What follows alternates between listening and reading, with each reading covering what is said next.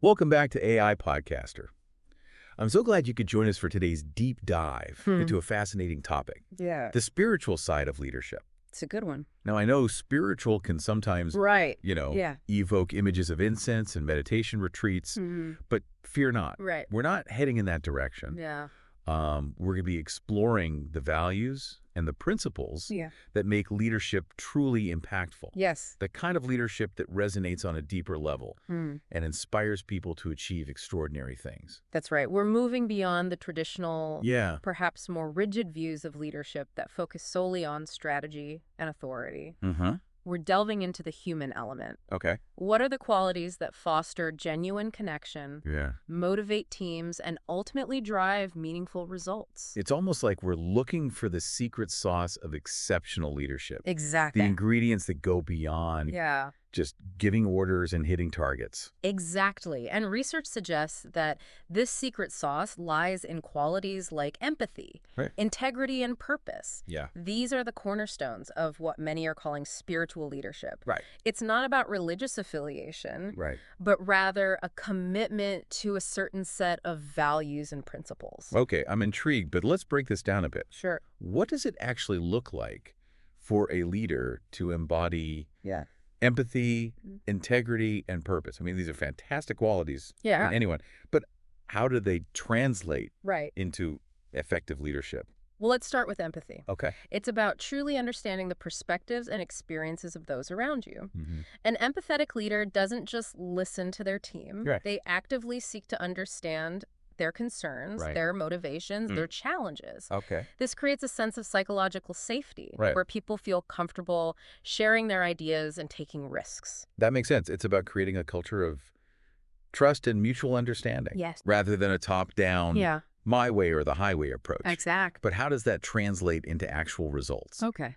Does empathy really impact a team's performance? Absolutely. Okay. Research has shown that empathetic leadership is directly linked to higher levels of employee engagement, motivation, and productivity. Really?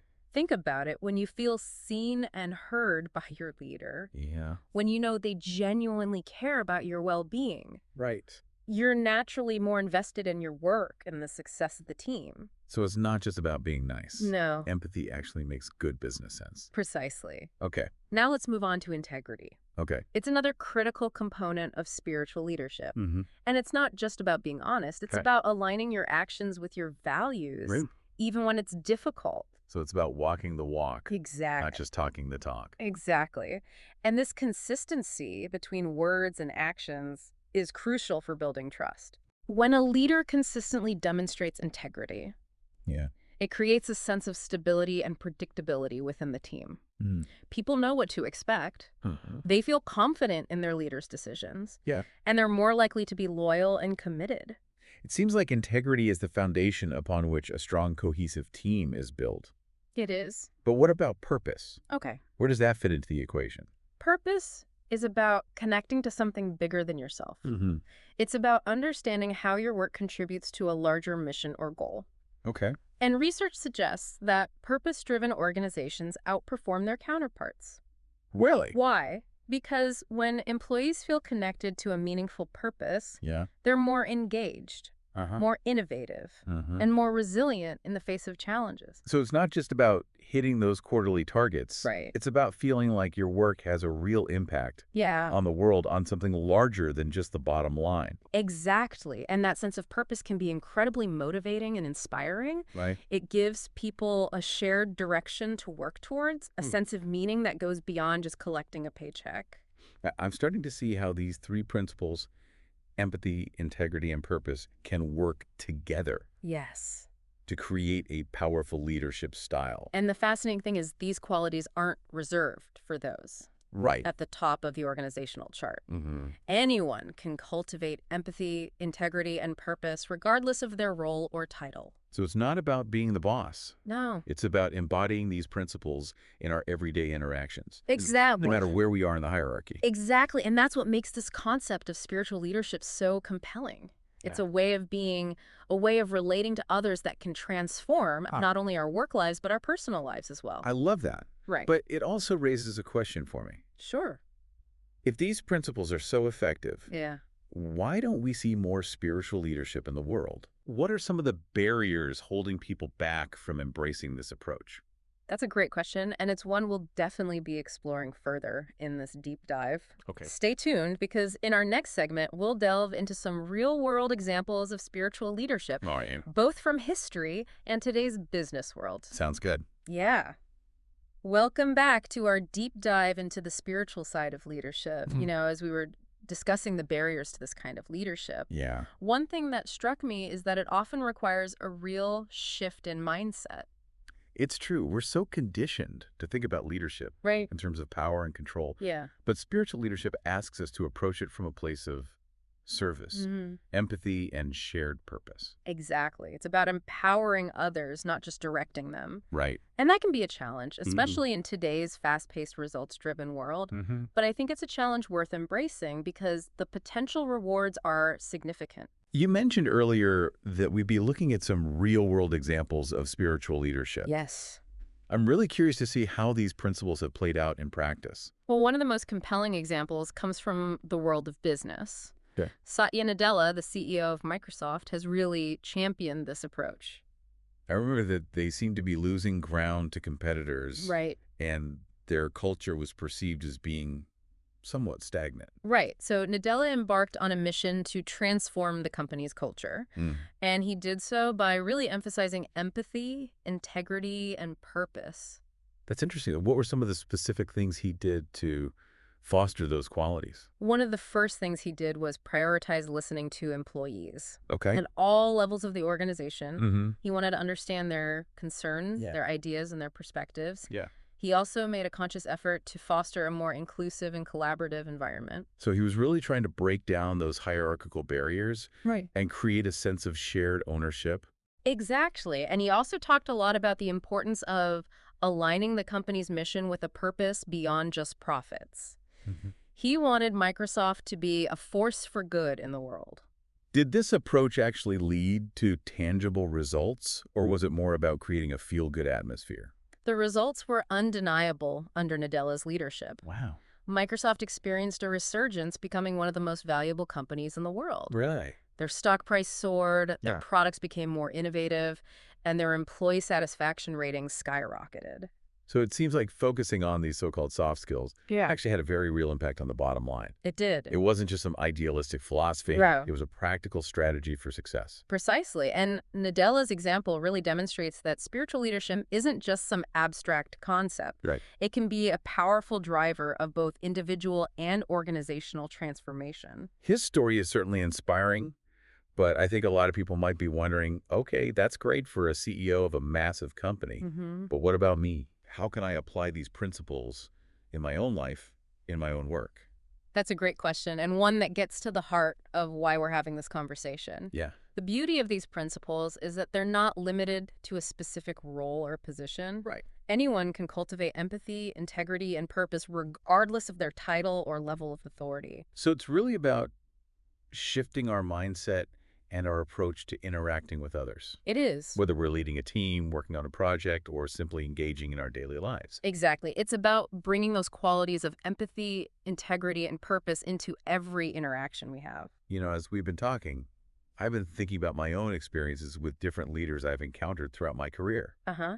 And I can definitely see a clear distinction between those who embodied these principles and those who didn't. I'm curious to hear more about that. What were some of the key differences you observed? Well, the leaders who truly stood out, Yeah. the ones who inspired and motivated me the most, were those who genuinely cared about their team's well-being. They listened attentively, they provided support and guidance, and they celebrated our successes as a collective. They created that sense of shared purpose and belonging that we were talking about earlier. Exactly. Yeah. And they also held themselves and others to a high standard of integrity. Right. They were consistent in their words and actions, and they fostered a culture of trust and transparency. It sounds like they created an environment where people felt valued, respected, and empowered to do their best work. Absolutely. And on the flip side, the leaders who lacked these qualities often created a more stressful and less productive environment. Oh. There was a sense of distrust, a lack of clarity, and a feeling that we were all just cogs in a machine. It's amazing how much of an impact a leader's approach can have on the overall morale and effectiveness of a team. Absolutely. And I think that's why it's so important to have conversations like this, Right. to really explore what makes for truly exceptional leadership and how we can all strive to embody those qualities in our own lives. I couldn't agree more. And in our final segment, we'll delve into some practical steps we can all take to cultivate these principles, Okay. regardless of our current role or position. Welcome back to our deep dive into spiritual leadership. Mm-hmm. We've talked about what it is, Right. why it matters. Yeah. We've seen some inspiring examples. Yes. But now let's get practical. Okay. If I'm not a CEO, Right.